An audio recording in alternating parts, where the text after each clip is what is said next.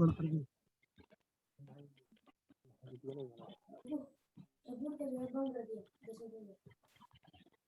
لوگوں میں سے السلام علیکم ورحمۃ جو لوگ اللہ استمارہ نہ وبرکاتہ. بھر سکے ہوں حاضری کا، وہ جلدی سے بھر لیں اس کو. وعلیکم السلام ورحمۃ اللہ وبرکاتہ. ہاں وسیع الدین. ایک مجھے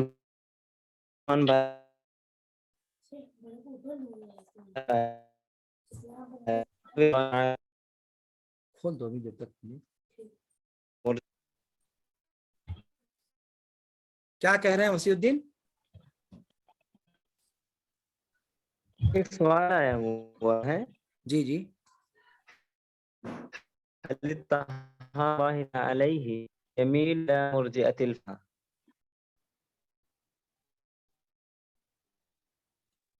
السلام علیکم ورحمۃ اللہ وبرکاتہ.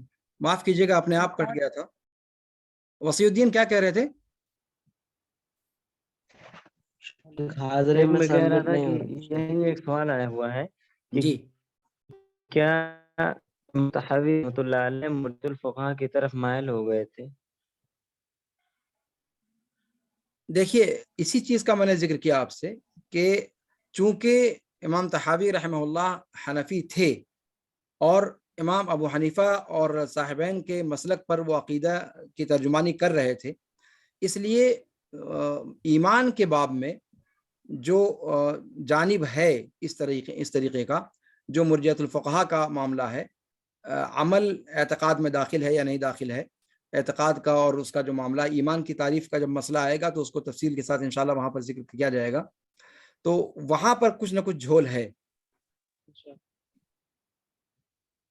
امام طحاوی کے ہاں بھی اور امام ابن ابی العز رحمہ اللہ کے ہاں بھی کہیں نہ کہیں تھوڑا سا اس کے اندر ہے مسئلہ. اسی کی طرف تو کل بھی میں نے اشارہ کیا تھا. السلام علیکم. وعلیکم السلام ورحمۃ اللہ وبرکاتہ. شیخ ہماری حاضری آج لگا رہا ہوں، نہیں ہو رہی. حاضری 10 بجے سے حاضری لگا رہا ہوں، حاضری نہیں ہو رہی میری. پریشان ہوں. آن کیا؟ اب لگا کر دیکھیے. اب وہ جو مانگ رہا ہے روبوٹ والا، اس کو اسکائپ پہ چیک سب نہیں ہو رہا ہے. پکچر دے رہا ہے، اس میں ہاں سوال کر رہا ہے نا کہ اس میں کچھ دکھائیے، پوچھ رہا ہے وہ بنانا پڑے اس پکچر نہیں میں وہ کہاں چیز کہاں درست ہے. اصل میں وہ کبھی کبھی آتا ہے تو اس کے اندر جو پکچر دکھائی دے رہی ہے کسی گاڑی کا ہوگا یا مطلب سگنل کا ہوگا یا کچھ کچھ بھی ہے، اس کو سلیکٹ کر کے آپ وہی چیز ہے اسی پر کے. ارے وہ آپ کے کروم کا پرابلم ہے میرے بھائی. آئی ایم ناٹ نہیں روبوٹ کر بھائی، کے وہ اس کو کروم کا پرابلم نہیں ہے، وہ مانگے نوٹ روبوٹ کر کے کیجیے، ہو جائے گا میرے بھائی. ٹھیک ہے بھائی، آپ کا ہائی والا ہوگا موبائل اسی لیے ہوگا.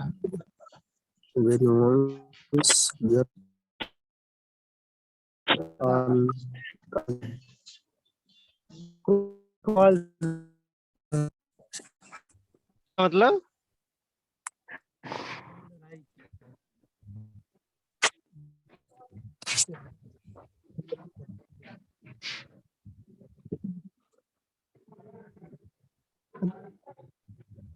اچھا مانا موبائل دی چلو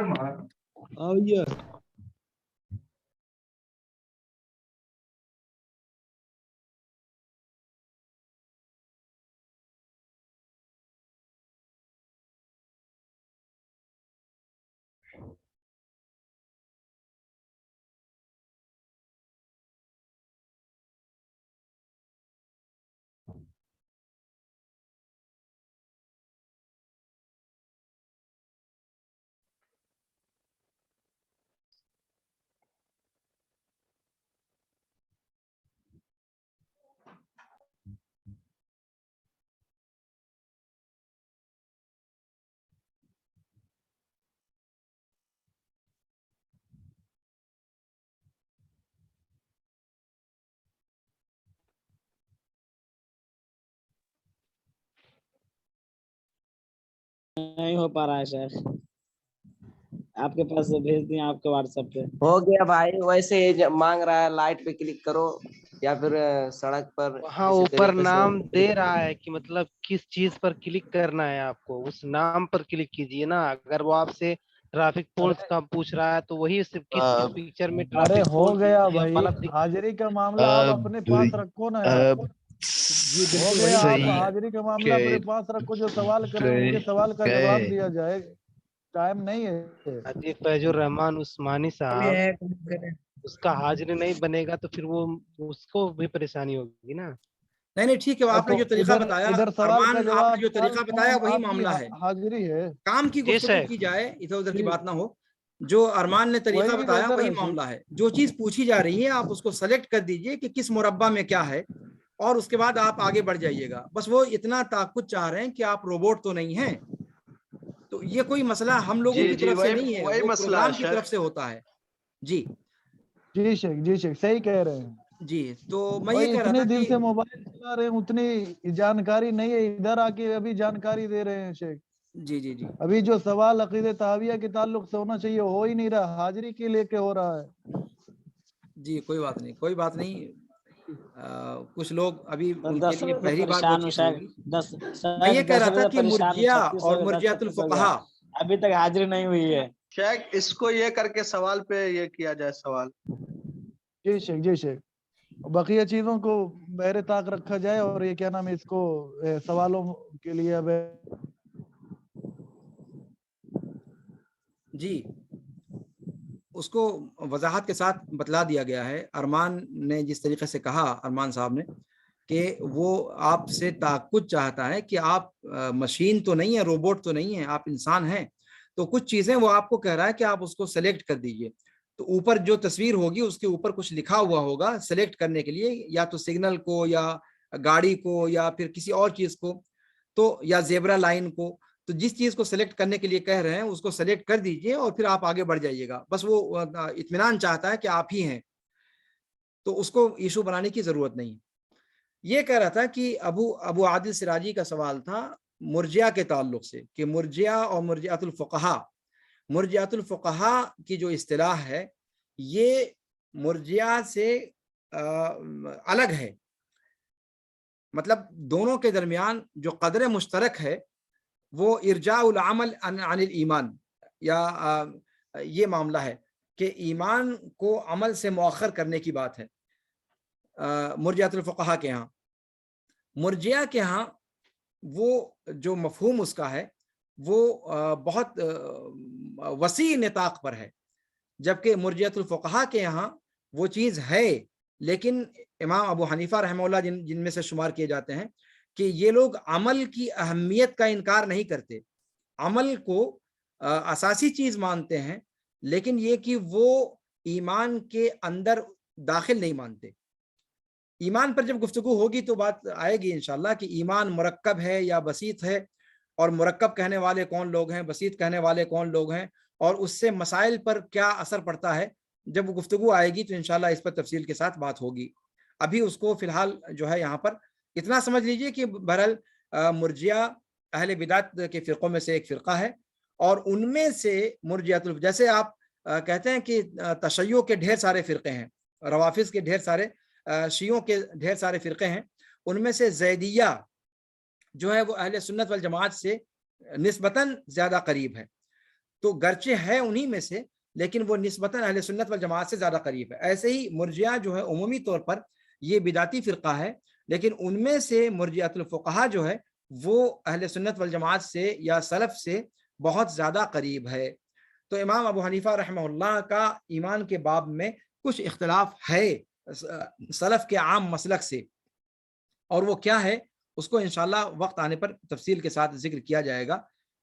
लेकिन यह है कि बहरहाल वो मिन जुमला तौर पर या इजमाली तौर पर सलफ़ के अंदर शामिल माने जाते हैं। एक बात मैं यहाँ और जिक्र कर दूँ कि इमाम अबू हनीफा रहमतुल्लाह के ताल्लुक़ से मुर्जियातुल फुक़हा में से होने पर कोई शुबहा नहीं है, उनके मुर्जियातुल फुक़हा में से होने पर कोई शुबहा नहीं है।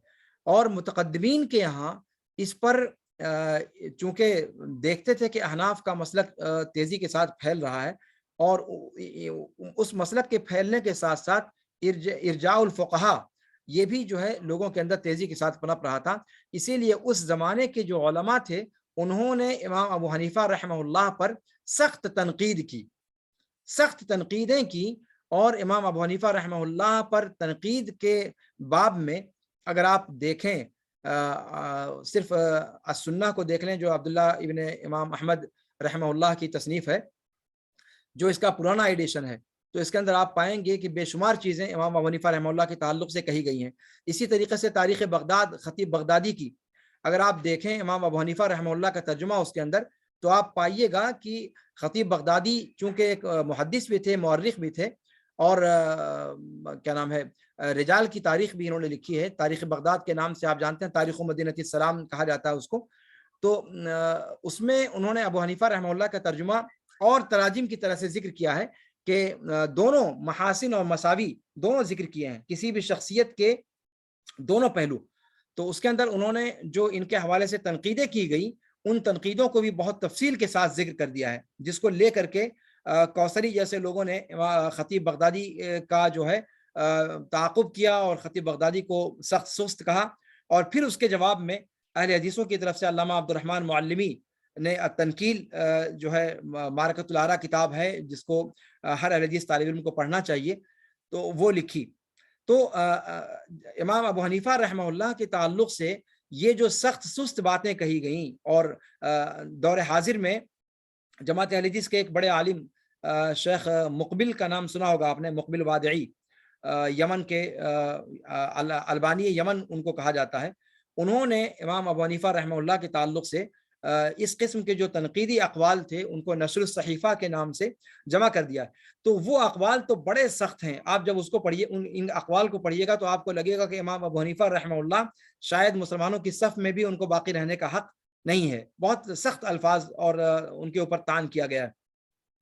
لیکن وہ وقت کی ضرورت تھی, وہ وقت کی ضرورت تھی. امام ابن تیمیہ رحمہ اللہ کا کہنا ہے کہ 5ویں صدی ہجری کے بعد سے سلف نے ایک رویہ اختیار کیا ان کے تعلق سے کہ یہ جارحانہ رویہ ان کے تعلق سے چھوڑ دیا جائے. لیکن جارحانہ رویہ چھوڑ دینے کا مقصد یہ نہیں ہے کہ امام ابو حنیفہ رحمہ اللہ کے ایمان کے باب میں جو تسامحات ہیں ان سے روگردانی کر لی جائے یا ان سے چشم پوشی کر لی جائے, یہ مقصد نہیں ہے. اس کو ذکر کیا جائے لیکن علمی مسئلے کو علمی مسئلے کی حد تک رہنے دیا جائے, اس کی بنیاد پر دوستیاں اور دشمنیاں نہ بنائی جائیں, اور اس کی بنیاد پر, اس اختلاف کی بنیاد پر امام کی جلالت شان پر حرف گیری نہ کی جائے. اور اسی سوچ کے پیش نظر امام ابن تیمیہ رحمہ اللہ نے رفع الملام عن ائمۃ الاعلام لکھی. یہ بہت معرکۃ الآراء کتاب ہے. ائمہ اربع رحمہم اللہ کے مقام اور ان کے مرتبے کو سمجھنے کے لیے یہ کتاب بھی ہر شخص کے پاس ہونی ضروری ہے. تو امام ابو حنیفہ رحمہ اللہ کے تعلق سے اس قسم کے ملاحظات جو پائے جاتے ہیں عقیدے کے اندر, اس کی بنیاد پر امام ابو حنیفہ رحمہ اللہ پر کیچڑ اچھالنا یا زبان تان دراز کرنا یہ ہمارے لیے مناسب نہیں ہے. اس چیز کو آپ لوگ ذہن میں رکھیں. لیکن یہ بھی ساتھ میں ذہن میں رکھیں کہ جو ان کے اوپر ملاحظات ہیں ان کو ذکر کرنا بھی طلاب العلم کے سامنے ضروری ہے, تاکہ ارجاع الفقہاء کو سلف کا مسلک سمجھ کر کے سلفیوں کے درمیان جگہ ملنا نہ شروع ہو جائے. اور اسی وجہ سے میں اس چیز کو اتنا کریت کر کے بیان کر رہا ہوں کہ شرح عقیدہ طحاویہ یہ تقریباً سارے سلفی مدارس کے اندر پڑھائی جانے والی کتاب ہے. لیکن مجھے پتہ نہیں, اس کا اندازہ نہیں ہے کہ ہر جگہ اس چیز کی وضاحت کی جاتی ہے یا نہیں کی جاتی کہ یہ کتاب 100% سلف کے عقیدے کی ترجمان نہیں ہے.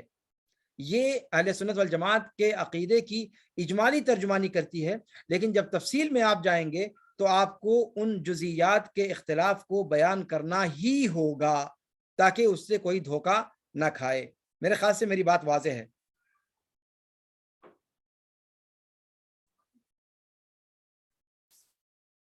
اور کوئی سوال اگر ہو تو آپ لوگ انمیوٹ کر سکتے ہیں اپنے آپ کو.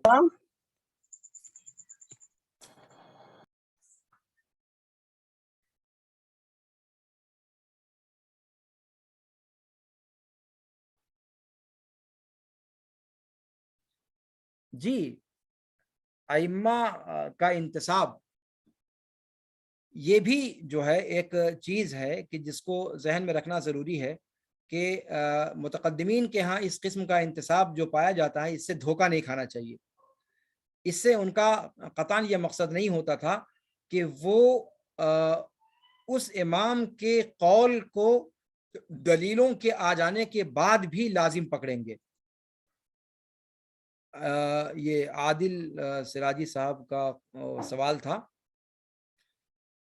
उनकी जो निस्बतें होती थी वो निस्बतें इस बुनियाद पर होती थी कि जिस इमाम के उसूल इस्तिंबात, जिस इमाम के अइम्मा अरबा में से जिस इमाम के उसूल इस्तिंबात उनको ज़्यादा अक़रब इलल क़ियास लगते थे उनको वो इख्तियार कर लिया करते थे। यानी उनके उसूल से ज़हनी हम आहंगी दर्शाने के लिए उस इमाम की तरफ निस्बत कर लिया करते थे। इस माने में नहीं कि उस इमाम की कही हुई हर कसो नाकस, हर जायज़ नाजायज़ बात को वो तस्लीम करेंगे, ये मकसद नहीं होता था।